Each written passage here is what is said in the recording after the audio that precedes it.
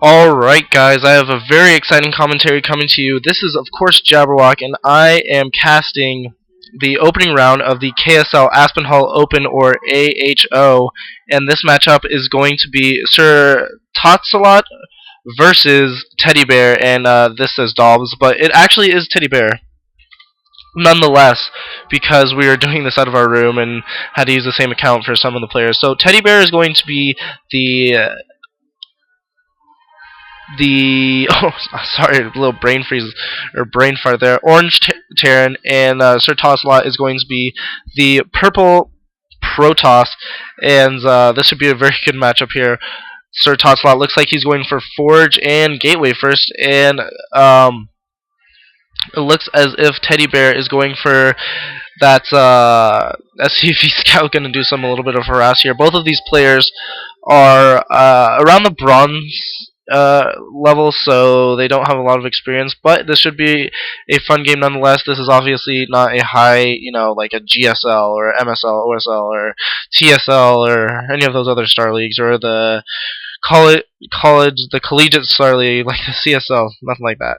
This is just some fun Starcraft out of the Hall at CSU. Anyways, so that SCV Scout gonna go around.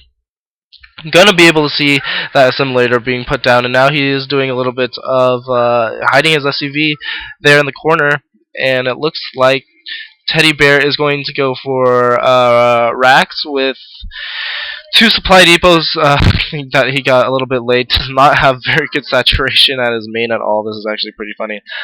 He also has a very early refinery, so we're going to get a little bit of heavy gas. Let's see if he goes mech. I am playing this at twice the speed, if you're just wondering why it's so fast, because this game was a little bit long and didn't have a ton of action in it, so that's why. Looks like a chrono boost going down on that zealot, so 3 zealots out for, so I'm going to just call him Sir. Or, no, maybe I'll call him Totsalot. I'll call him Totsalot. For Totsalot, and he's looking to move in with those 4 zealots. Although I think that that TeddyBear has scouted this. He is building a barracks at his main, right by his ramp, building, I mean, not a barracks, a bunker, and also another bunker going down. So I think he's going to be able to defend this, getting the Marines in there.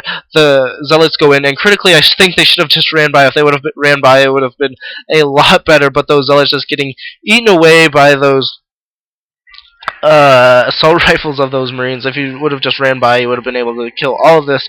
Probably could have won the game right there, but instead he attacks the bunker. Not a very smart idea.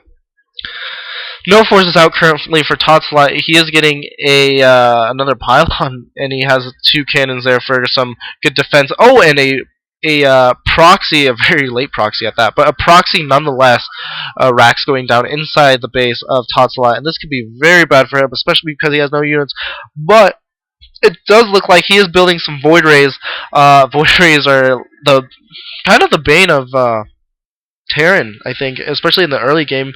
I mean, not the early game, but the early new players, like bronze and even silver. Just because Terran does not have a lot of anti-air, and that's that.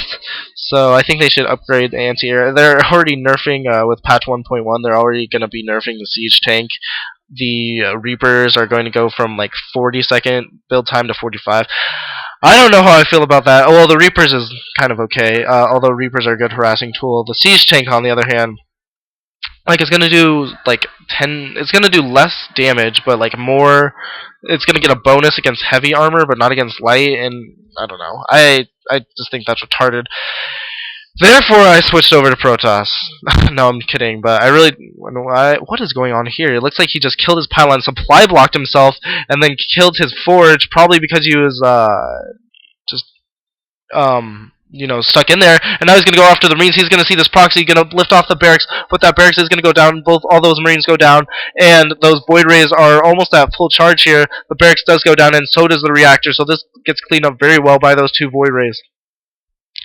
Now for TeddyBear, there are 2 bunkers at his main, fully filled with 4 Marines each, a missile turret as well, and it looks like a factory is going to be going down. Sorry, my video lagged a little bit on that.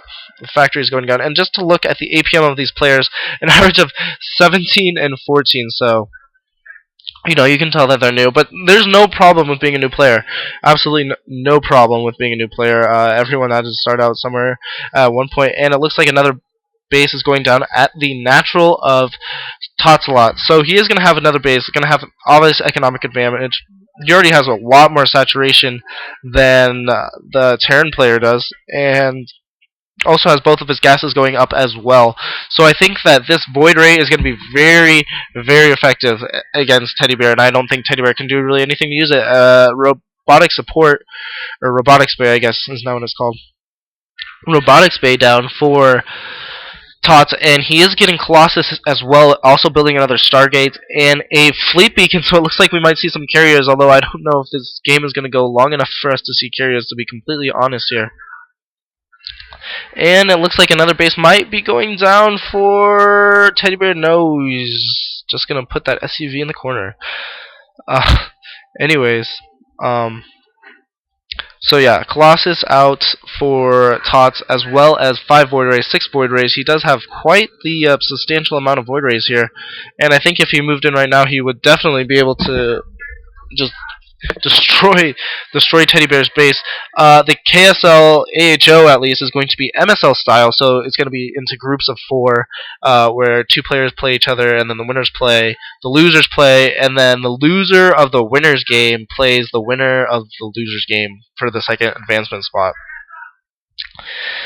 And then, once we get down to 2 people, it's going to be a best of 5. And, $5 is on the line, not a lot of money at all. I mean, pocket change. But, I mean, it's still good money for just playing StarCraft. I mean, there's no entry fee or anything like that. So, pretty much, free $5, he's going to pass up that. Not a lot of people. And so, we're hoping to have a round of 16. We had about 30 people sign up.